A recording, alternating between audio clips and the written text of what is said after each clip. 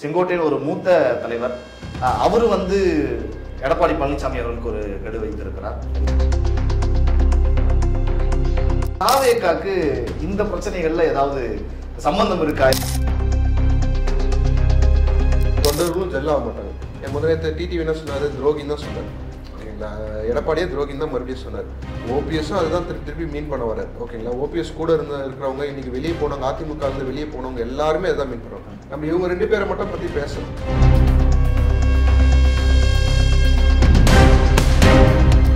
இன்னைக்கு மூவ் ஆயிட்டாங்க.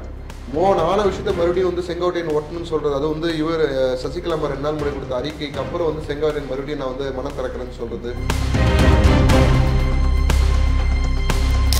சீமான் அவர்கள் தாவேகா இது குறித்து நான் தொண்டர்களுக்கும் ரசிகர்களுக்குமான மோதல் அப்படிங்கிற மாதிரி என்டிகே சார்ந்த தமிழ் பேசுறவங்க தமிழோட அர்த்தம் தெரியும்.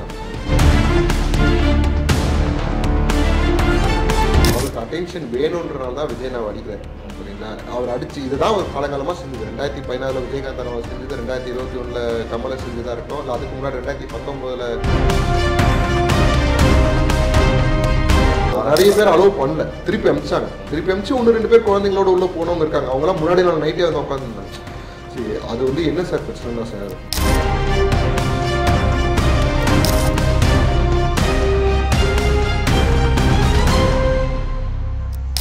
ஜாம்பவான் நேயர்களுக்கு பிரபாகரனின் அன்பு வணக்கம். இன்றைய அரசியல் அரங்கம் நிகழ்ச்சியில் நம்மோடு இணைந்திருக்கக்கூடிய சிறப்பு விருந்தினர் தமிழ்நாடு இளைஞர் பேரவையினுடைய நிர்வாகி திரு லோகேஷ் அவர்கள். வணக்கம் சார். வணக்கம். அரசியல் சூழல்ல பல விஷயங்கள் தமிழக அரசியல் களத்துல, ஆனா இன்னைக்கு ஒரு பெரிய ஒரு குண்டு அப்படின்னு தான் சொல்லுவோம். அது அதிமுகவுக்கு மட்டும் இல்ல, ஒட்டுமொத்த தமிழக அரசியல் இருக்கக்கூடிய தலைவர்களுக்கும் தான். செங்கோட்டையன் ஒரு மூத்த தலைவர். அவரு வந்து எடப்பாடி பழனிசாமி அவர்களுக்கு ஒரு கெடு வைத்திருக்கிறார். எல்லாரும் ஒன்னா சேரணும் அப்படின்னு சொல்லியிருக்காரு. நேத்து டிடிவி வந்து என்டிஏல இருந்து வெளியே போற அப்படின்னு சொல்றாரு. ஒரு பக்கம் ஓபிஎஸ் அப்படின்னு இப்படி எல்லாம் போயிட்டு இருக்கப்ப தாவேகாக்கு இந்த பிரச்சனைகள்ல ஏதாவது சம்பந்தம் இருக்கா, இல்ல ஏதாவது ஒரு பாசிட்டிவ் ரெஸ்பான்ஸ் இருக்குமா தாவேகா?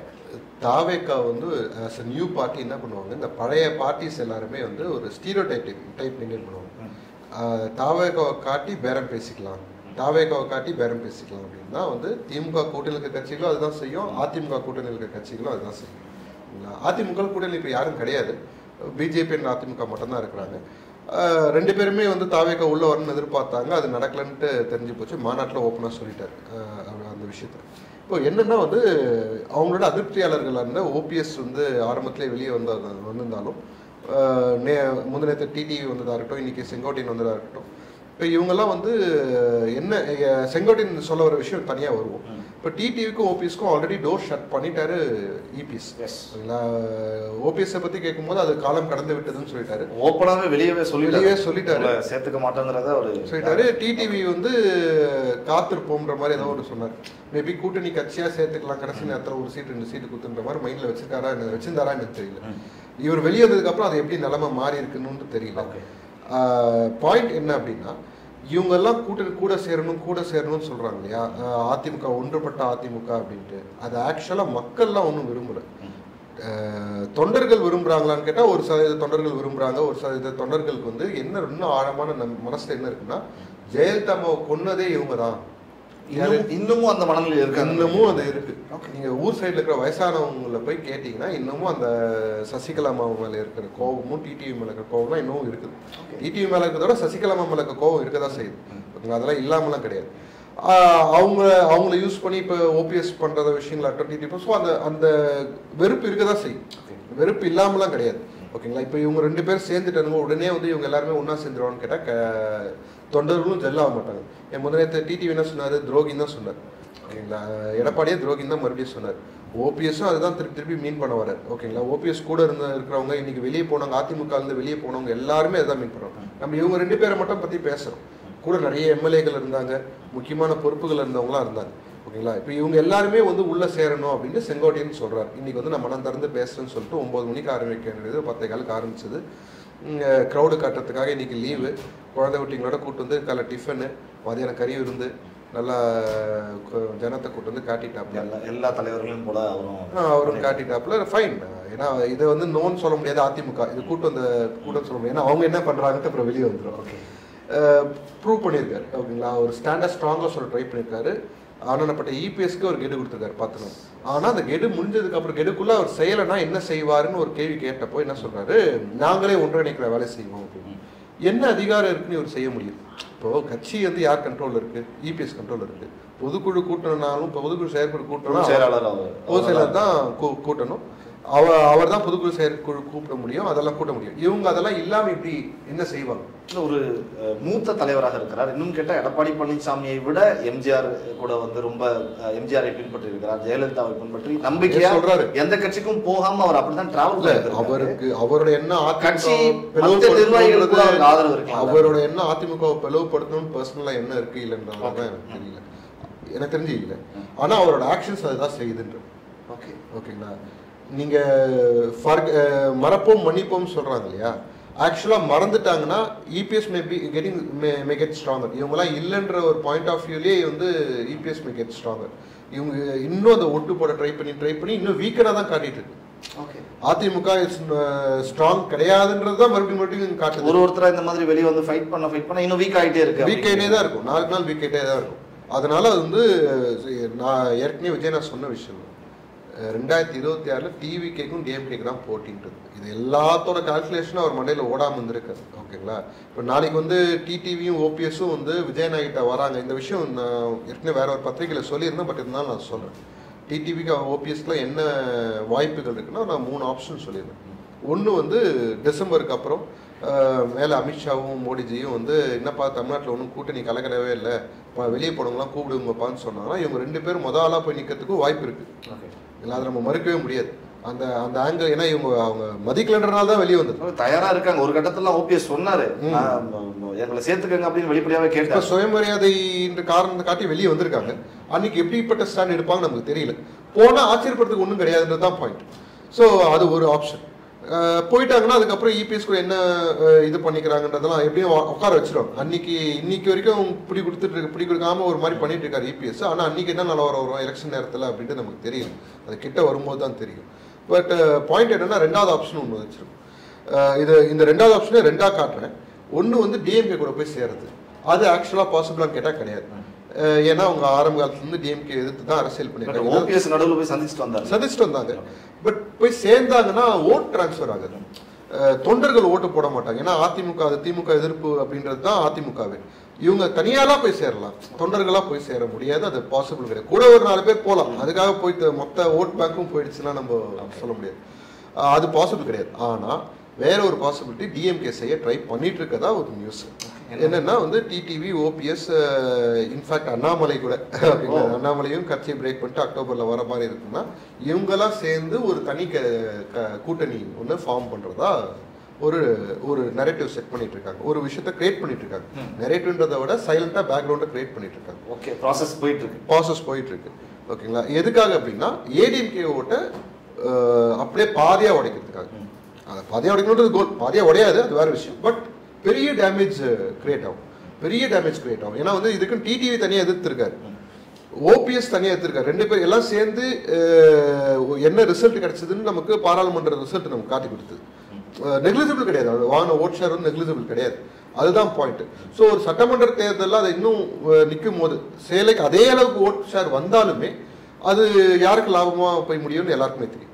டிஎம்கேக்கு ஆதரவாக போய் முடியும் தான் வாய்ப்பு இருக்கு. ஸோ அந்த ஒரு ஸ்ட்ராட்டஜி ஒன்று பண்ணிட்டு இருக்கதா, பேக்ரவுண்டில் போயிட்டு இருக்கதா சொல்லப்படுது. இது 2வது ஆப்ஷன்.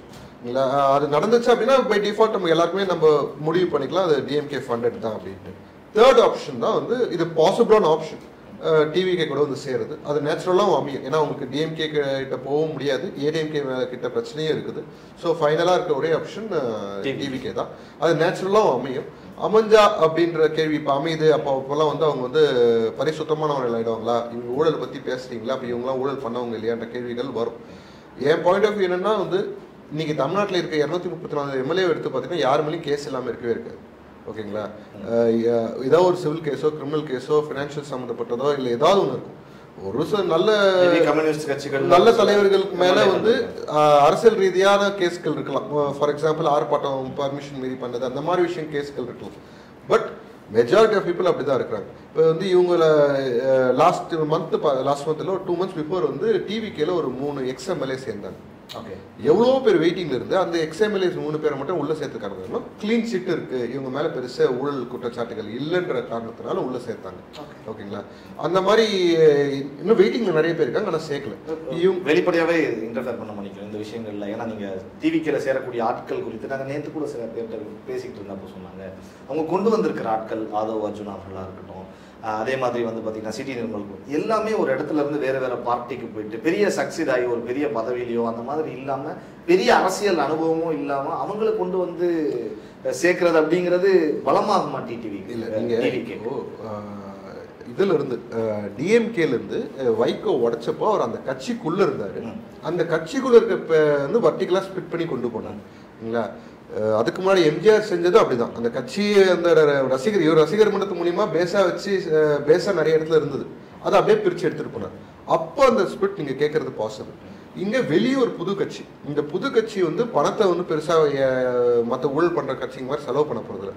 அந்த மாதிரி ஒரு பாசிபிலிட்டி இருந்ததுன்னா, பணம் நிறைய கோடியா கொட்ட போறாங்க அப்படின்ற பாசிபிலிட்டி இருந்தா நீங்க சொல்ற இது பெரிய தலைவர்களா பார்த்து தூக்கிட்டு வந்துடலான்றதுலாம் அப்ரோச் பண்ணலன்றாங்க. டிவிகே தரப்புல இருந்து அப்ரோச்சே பண்ணல. ஏன் பண்ணணும்னு கேட்கறேன். ஓகேங்களா? உங்களுக்கு அந்த மாற்றம் வேணும், உங்களுக்கு அந்த இந்த திமுக அதிமுக ஆட்சி போதுன்ற எண்ணம் இருக்கிறவங்க வாங்க, அவ்வளவுதான் பாயிண்ட் ஆஃப் வியூ. நாம வந்து அவங்க என்னைக்குமே திமுக அதிமுக அழிக்கணும்ன்றது எந்த இடத்துலயுமே யாருமே சொல்லியிருக்க மாட்டாங்க, பயன்படுத்திருக்க மாட்டாங்க. திமுக ஏன் நம்ம அரசியல் எதிரியா வைக்கிறோம்னா அவங்க கொள்கையில நடக்கிறது இல்லைன்றதுதான் பிரச்சனை. கொள்கைக்காக ஃபார்ம் பண்ண பார்ட்டியே கொள்கையில நடக்கிறது இல்லைன்றதான் பிரச்சனை. நீங்க தலைமை நோக்கி போயிட்டு இருக்கு. தலைவர் எங்க பார்த்தாலும் ஸ்டாலின் தான் போயிட்டு தவிர ஒரு நேஷனல் எஜுகேஷன் பாலிசியை வந்து 4 வருஷம் ஆச்சு. அது எழுத்து ஸ்டேட் எஜுகேஷன் பாலிசின்றது ஒண்ணு இன்னும் வரைவு கைக்கு வரல, சாமானியன் கைக்கு வரல. ஓகேங்களா? ரிலீஸ் பண்றேன்னு 1 மாசம் முன்னாடி சொல்றாங்க. நேத்து கேட்டா வந்து இன்னும் உயர்கல்விக்கு வரலன்னு சொல்றாங்க. இவங்க எஸ்சிபின்னு ஒன்னு கொண்டு வராங்க, ஸ்டேட் எஜுகேஷன் பாலிசி. அது எப்ப கொண்டு வந்திருக்கணும்ன்றது தான் கேள்வி. நீங்க அது ஆட்சிக்கு வந்து ஒரு 1.5 வருஷத்துல 2 வருஷத்துல கொண்டு வந்தீங்க. 1.5 வருஷத்துல கொண்டு வந்திருக்கு. ஏன்னா டைம் 1.5 வருஷம் லாங் டைம். ஒரு 6 மாசம் 1 இயர் போதும் ஒரு எஜுகேஷன் பாலிசியை ஃப்ரேம் ஒர்க் பண்றதுக்கு. அது உங்களோட குழுக்குள்ள போயிட்டு ஒரு 1 வருஷம் மக்கள் மத்தியில வந்து அதை படிச்சு யாருக்கு ஏதாவது டவுட்ஸ் இருந்தால் அதை கிளாரிஃபை பண்ணி அதுக்கப்புறமா சட்டமாக்கிறதுக்கு ஒரு 2 to 2.5 years பண்ணியிருந்தா ஒரு லாஜிக் இருக்கு. அதை பண்ணல. இப்போ இந்த கல்விக்கு நிதி தரலையா? அப்போ உங்களுக்கு கன்கரண்ட் லிஸ்டே இதுவே வேணாம், எனக்கு ஸ்டேட் லிஸ்ட்டை கொடுங்கன்னு சொல்லிட்டு சண்டை போடலாம்ல. நிதி தான் கேட்டு சண்டை போடுறாங்க. எனக்கு மாநில பட்டியலுக்கு அதுக்காக தானே உனக்கு வந்தது. நீ பணம் தரல, இப்ப நீ பணமே தரல, தரவும் தேவையில்லை, நான் பாத்துக்கிறேன், எனக்கு நீங்க ஸ்டேட் லிஸ்ட்ல மாத்தி கொடுத்துருன்னு சொல்றதுக்கு எவ்வளவு நேரம்? அதுக்கு போராட தயாரா இல்ல, நீதிமன்றம் தான் கேட்டு போராடுறாங்க. போராட்டமே இல்லை. ஓகேங்களா? உண்மையே கொள்கை ரீதியா அவங்க எதுவுமே செய்யல. அதுதான் பாயிண்ட். ஸோ இப்போ அந்த மாதிரி ஒரு பாயிண்ட் ஆஃப் வியூ நோக்கி டிவிக்கே பயணம் பண்ண ஆரம்பிச்சிருக்கு. இன்னைக்கே வந்து மொத்த கொள்கை இதுவும் வந்து அப்படியே மக்கள் மடி இறச்சி வச்சுட்டாங்கன்னு கேட்டால் கிடையாது. இல்லை, அது பண்ணவும் முடியாது. பண்ணாலும் போய் சேராது. அவர் மாநாட்டில் ஒரு சில விஷயம் பேசுறாரு, சின்ன விஷயமா பாயிண்ட் அட்ரஸ் பண்றாரு. அதை ஏன் டீட்டெயிலாக பேசுன்னு கேட்கறவங்க இருக்கிறாங்க. நம்ம என்ன சொல்றோம், யாருக்கெல்லாம் இந்த மாதிரி பாயிண்ட் இருக்கோ எல்லா லிஸ்டையும் சேர்த்து ஒரே லிஸ்டா அவர் சொன்னாலுமே ஓகேங்களா, அதுக்கப்புறம் ஏன் இதை பற்றி பேசுறேன்னு இன்னொருத்தவங்க யாரோ ஒருத்தவங்க புதுசாக சொல்லதான் செய்வோம். நம்ம இதுல இருந்து என்ன பார்க்குறோம்னா, இவர் வந்து ஒரு லாங் ரன்ல ஒரு பாயிண்ட் ஆஃப் வியூல தான் உள்ள வர்றாரு. உள்ள வந்து கொள்கை தலைவர்களும் சில பேர் அறிமுகப்படுத்துறாரு. தமிழ்நாட்டுக்கு பரிச்சயமான முகங்களை அறிமுகப்படுத்துறாரு. பரிச்சயம் இல்லாத ஒரு முகத்தை பரிச்சயப்படுத்துறாரு. ஓகேங்களா? இன்னைக்கு இந்த காலகட்டத்தில் பரிச்சயம் இல்லாத ஒரு முகத்தை பரிச்சயப்படுத்துறாரு. ஓகேங்களா? ஒரு விஷனோட வர அதுல தெளிவா சொல்றாரு, எனக்கு வேற தொழில் கிடையாதுன்றது 2வது மாநாட்டிலையும் சொல்லிட்டாரு, தெளிவா சொல்லிட்டாரு. அப்படி ஒரு கன்விக்ஷனோட வர இவங்க சுத்தி இருக்கிறவங்க ரொம்ப லேசா இடம் போட்டு தான் வேலை பார்த்துட்டு இருக்காங்க. அது வந்து ஒரு வகையில சந்தோஷம். ஏன்னா உண்மையான பலம் நம்ம பலம் தெரியாத வரைக்கும் தான் நம்ம பிளே வேற மாதிரி இருக்கும்ன்றது தெரிஞ்சாலும் ஒன்றும் பயம் கிடையாது நமக்கு.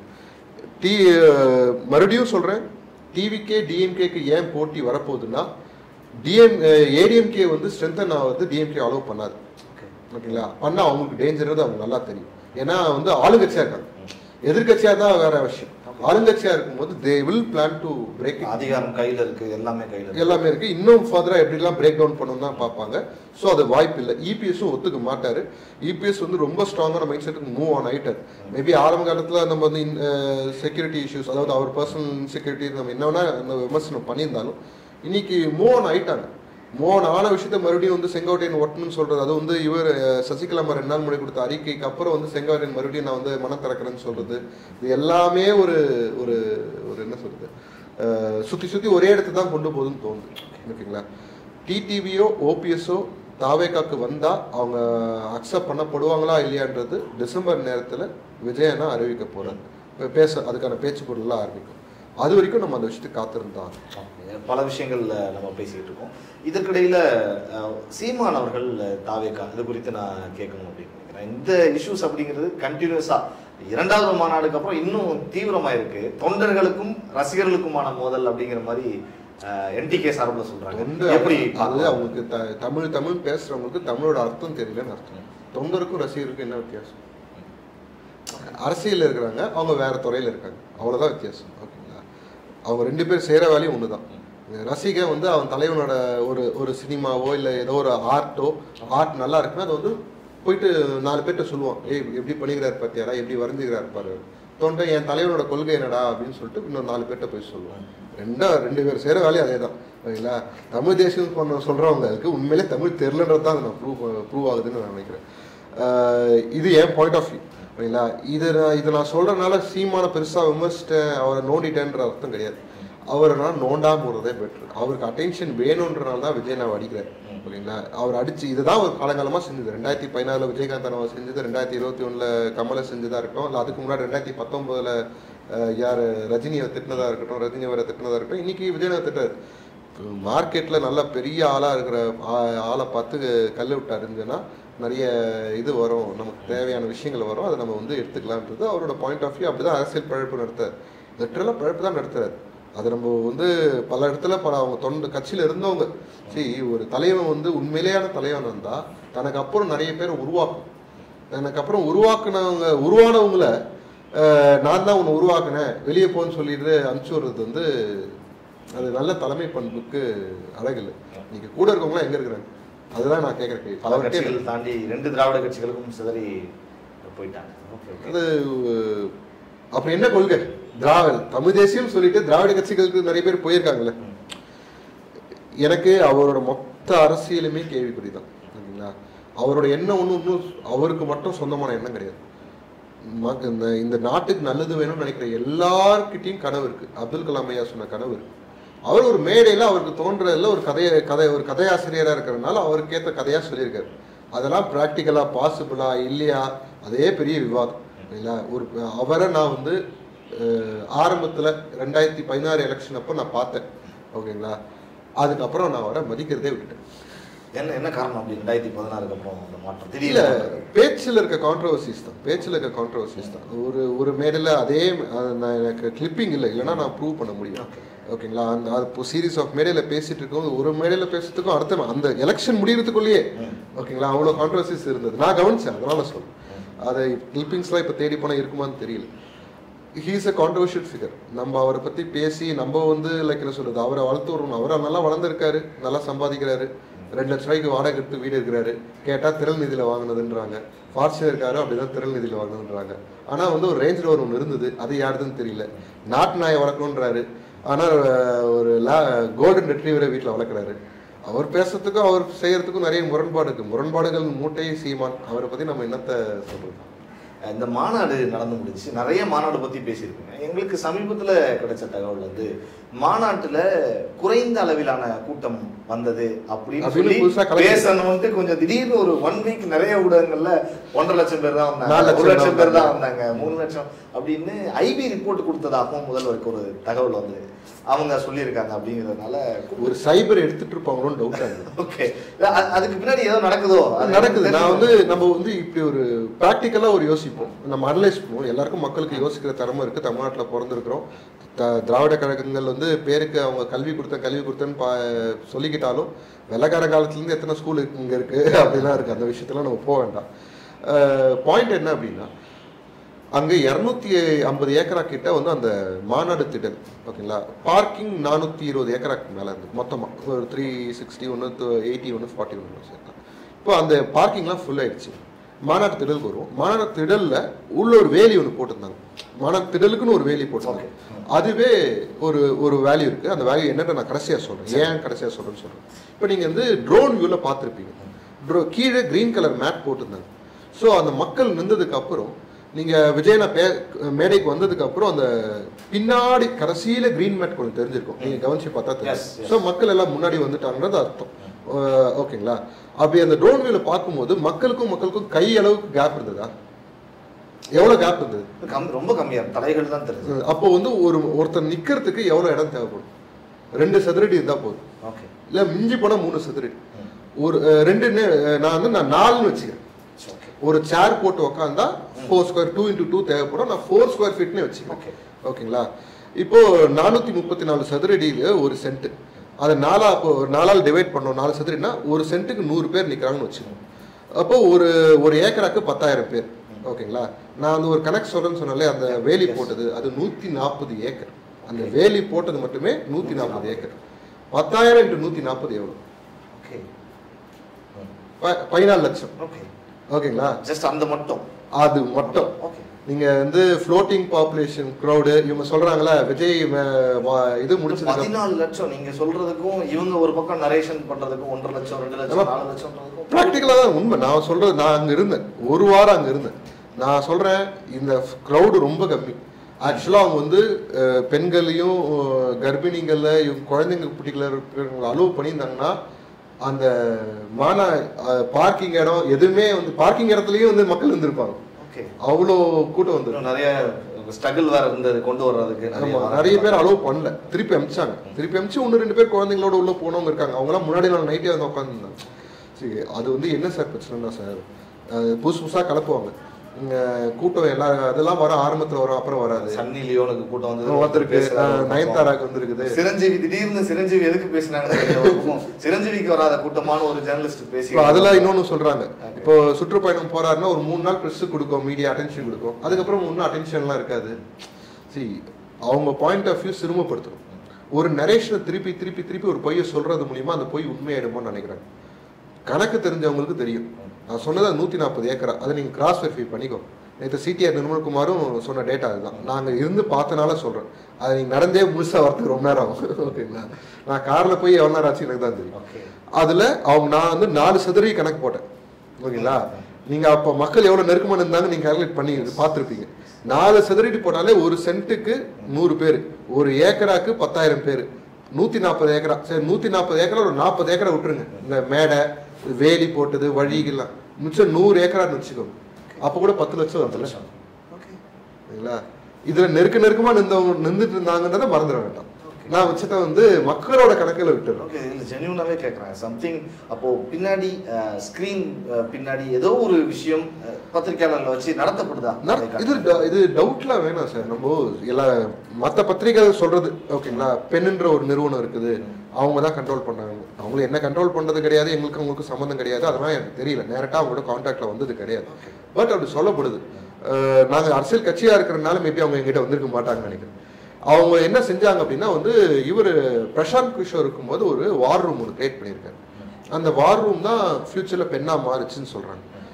ஒரு பெரிய டீமை வச்சு டேட்டா ஐடி அண்ட் சமூக ஊடகங்கள்ல வந்து கண்ட்ரோல் பண்ணதுக்காக அந்த இது கிரியேட் பண்ண, பிளஸ் மீடியா நரேட்டிவ்ஸையும் கண்ட்ரோல் பண்ணுது.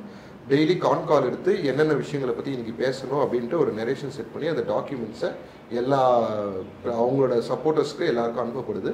அதுதான் அன்னைக்கு அஜெண்டா, அதுதான் அன்னைக்கு பேசணுன்றது சொல்லப்படுறதா சொல்றாங்க. அதுக்காக ஒரு அமௌண்ட்டாகவும் அவங்களுக்கு போய் சேருது. இப்போ ஃபார் எக்ஸாம்பிள் செந்தில்னு ஒருத்தர் இருக்காரு நினைக்கிறேன், ஒரு வார்த்தை ஒன்று சொல்லி கூடுவாங்க அவரை. ஓகேங்களா? அவர்லாம் கூட நல்ல ஒரு பெரிய மீடியாவில் இருந்தாருன்னு நினைக்கிறேன். வேலையை விட்டு இப்போ என்ன பண்ணுறாருன்னு தெரியல, ஏன்னா வருமானத்துக்கு என்ன பண்ணுறாருன்னு தெரியல. ஓகேங்களா? அதெல்லாம் நமக்கு யோசிச்சு தான் ஆகணும். ஓகேங்களா? ஒரு பெரிய போஸ்ட்ல இருக்கவர் ஏன் வேலையை விட்டு வரணும், விட்டு என்ன பண்றாரு? அந்த ஒரு ஜர்னலிஸ்டா இருக்கவங்களுக்கு ஒரு எடிட்டர்ன்ற பதவியை விட வேற என்ன பதவி பெரிய பெருமை கொடுத்துரும்? உண்மையான ஜர்னலிஸ்டுக்கு எடிட்டர் பதவியை விட பெரிய பதவி என்ன சார் இருக்குது? அதை விட்டுட்டு ஒருத்தர் போறாருன்னா அப்ப அவருக்கு என்ன லாபம் இருக்கு? இன்னொருத்தர் வேற ஏதோ பேசுற ஒருத்தர், கண்ணாடி போட்டுன்னு பேசுவார் ஒருத்தர், அவர் வந்து ஏதோ ஈசிஆர்ல ஏதோ 3 கோடி ரூபாய்க்கு நம்ம வீடு கட்டுறதா ஏதோ சொன்னாங்க. சம்திங் சரி தெரியல, இதெல்லாம் வெளியே வந்த தகவல்கள். ஓகேங்களா? நம்ம எதையும் கண்ணால பார்க்க சொல்லுவாங்க, கண்ணால நம்ம சொல்ல முடியாது. பட் ஆனா இந்த கேள்வி வருது இல்லையா, நான் சொன்ன ஒரு பத்திரிகையாளர் ஒரு எடிட்டர்ன்ற பதவியை விட்டுட்டு ஏன் வந்து போயிட்டு ஒரு அரசியல் விமர்சகராக உட்காந்து பேசணும்? அப்போ என்ன ஃபினான்ஷியல் இது நடக்குது அங்கன்றது, டிரான்சாக்ஷன் நடக்குதுன்றது எனக்கு ஒரு பெரிய கேள்விக்குறி தான். என்ன சம்பாதிச்சிட முடியும்? நீங்க சொல்லக்கூடிய இந்த விஷயங்கள் வந்து ஜெயலலிதா அவர்கள் உயிரோட இருந்து ஆட்சி செஞ்சப்ப கூட அவங்களை எதிர்க்க கூட இந்த மாதிரியான நரேட்டிவ் செட்டப் நடக்கல. டிஎம்கே வந்து ஒரு நரேஷன் அப்படின்ற ஒரு விஷயம் இருக்குன்னா அந்த வார்த்தைக்கு உயிர் கொடுக்கறதே டிஎம்கே தான். இது இன்னைக்கு நேற்று இல்லை, கலைஞர் காலத்துல இருந்தே, கலைஞர் இல்லை, டிஎம்கேயோட பேஸே வந்து சினிமா தான். இந்த நாடகங்கள் சினிமாக்கள் இது மூலியமா தான் வளர்ந்தது. அவங்க வளர வளரையும் அதான் செஞ்சாங்க. தன் பிள்ளைகள் அவர் ஸ்டாலின் முன்னாடி அவர் பெரிய பையனையும் நடிக்கிறதுக்கு கூப்பிட்டு வந்தாரு. அதுக்கப்புறம் தான் எம்ஜிஆர் வெட்டி வெளியே போனாரு. அப்புறம் ஸ்டாலின் நடிக்க வச்சாரு. இப்போ ஸ்டாலின் வந்து அடுத்து வந்து உதயநிதி நடிக்க வச்சாரு. அதுக்கப்புறம் இந்த மீடியா சேனல்ஸ்லாம் கையில் கொடுத்தாரு. ப்ரொடக்ஷன் இட்லி கடைன்றத ஒன்று ரிலீஸ் பண்ண போறாரு.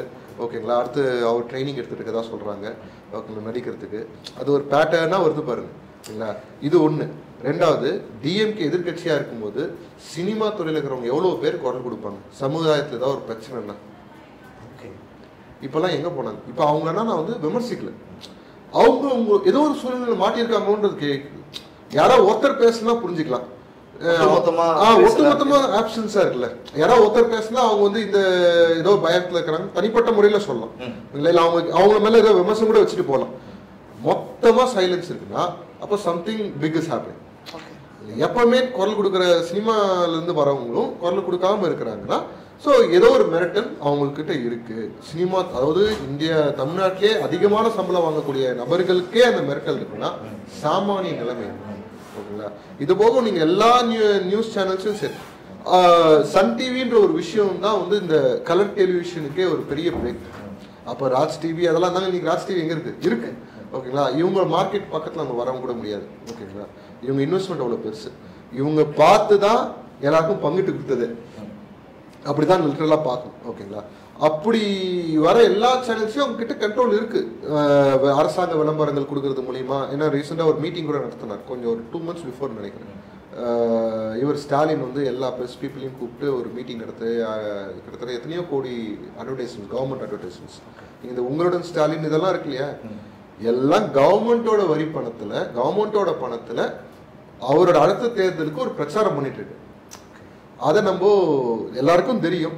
என்ன பண்றது அப்படின்னு உட்காந்துருக்கோம். அதுக்கான விடிவு காலம் 2026 விஜயன் ஆட்சிக்கு வந்ததுக்கு அப்புறம் என்னோட இறுதியான ஒரே ஒரு கேள்வி, என்னோட மெயினாக நான் கேட்க விரும்புறது, நான் எதுக்காக ஜெயலலிதா அவர்களை மென்ஷன் பண்ணா, ஜெயலலிதா அவர்கள் ஒரு சிறந்த ஒரு அயன் லேடியா பார்க்கப்பட்ட சூழல்ல அவங்களை எதிர்க்க கூட இவ்வளவு விஷயங்களை கையாளது திமுக. ஆனா தாவேகாவை விஜய் அவர்களை எதிர்க்க இவ்வளவு விஷயங்களை இவ்வளவு பேரை கொண்டு வந்து திரட்டி எதிர்க்கிறாங்க அப்படிங்கிறது ஒரு தேர்தலை சந்திச்சதுக்கு அப்புறம் ஒண்ணுமே செய்ய முடியாது. செய்யலாம், அது வேற விஷயம். பட் இன்னைக்கு ஆரம்பத்தில் நெசிக்கிட்டா பெட்டர்ன்னு நினைக்கிறாங்க. ஆனா அது பாசிபிள் இல்லை. அதுதான் உண்மை. எல்லாத்துக்கும் மேஜர் பிரச்சனை, பேஸ் பிரச்சனைனா நீங்க சொன்னீங்களா இந்த 4 லட்சம் கணக்காட்டுறாங்க பாருங்க, அத்தனை லட்சம் பேர் வந்ததை ஜீர்ணிக்க முடியும். இந்த கிரௌட பார்த்து ஒரு அச்சம் இருக்கு. இவங்க நின்று என்ன பண்ணுவாங்க, இப்போ ஒரு 60 வயசு வேண்டாம், ஒரு 40 வயசு நபர் வந்து அந்த மாநாட்டுக்கு போறாருன்னு வச்சுக்கோங்களேன். அதிகபட்சம் அங்க போய் ஒரு செல்ஃபி எடுத்து போடுவாரு. இல்ல அவர் வீட்டுக்கு வந்தப்பறம் அவர் மனைவி கிட்ட மாநாட்டம் என்ன நடந்ததுன்னு ஷேர் பண்ணுவார். ஒரு கல்யாணம் ஆகாத ஒரு இளைஞர், ஒரு 20 வயசு ஏறத்தாழ இருக்க இளைஞர் மாநாட்டுக்கு போறாரு. அவர் என்னெல்லாம் பண்ணுவார். ஓகேங்களா, அவரும் செல்ஃபி போடுவார். ஆனா அங்க போயிட்டு வந்ததுக்கு அப்புறம் எல்லா ஃப்ரெண்ட்ஸ்கிட்டையும் இன்ஃபார்ம் பண்ணுவார், என்ன நடந்தது, எப்படி நடந்தது, எல்லாத்தையும் பேசுவார். வீட்டில் இருக்கிறவங்களை இன்ஃப்ளூயன்ஸ் பண்ணுவார், எல்லாருமே இன்ஃப்ளூயன்ஸ் பண்ணுவார். இவங்க அதனால சொல்றது, இவங்க ஒவ்வொருத்தரும் 100 பேருக்கு சமம் இல்ல. இந்த மாதிரி ஒரு ஸ்ட்ரென்த் இருக்கு.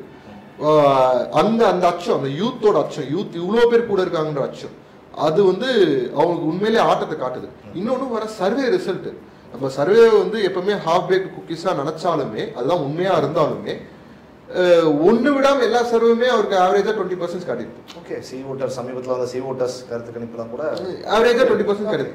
ஓகேங்களா, அது வந்து மூட் ஆஃப் த நேஷன், அது பார்லிமெண்ட் எல்லாம் வாட் எவர் ஃபேக்ட் மேபி அவருக்கு 20% ஆவரேஜா வந்துருது. கூட குறைய 15 சொல்றாங்க, சில பேர் 25 சொல்றாங்க. நான் 20ன்றது ஆவரேஜா சொல்றேன்.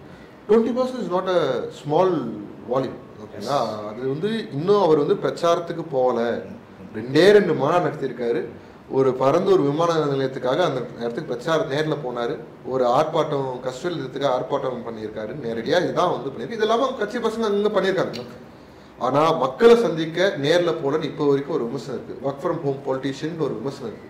இந்த ஒர்க் ஃப்ரம் ஹோம் பொலிட்டீஷியன் விமர்சனம் சொல்றவங்க எல்லாருக்கும் நான் சொல்றேன், இந்த வருஷ கடைசிக்குள்ள நீங்க எல்லாரும் ஐயா உங்க தலைவர் தயவு செய்து வீட்டுக்குள்ள போக சொல்லுங்க, எங்களால முடியல, சமாளிக்க முடியலன்னு எல்லாரும் சொல்லுவாங்க.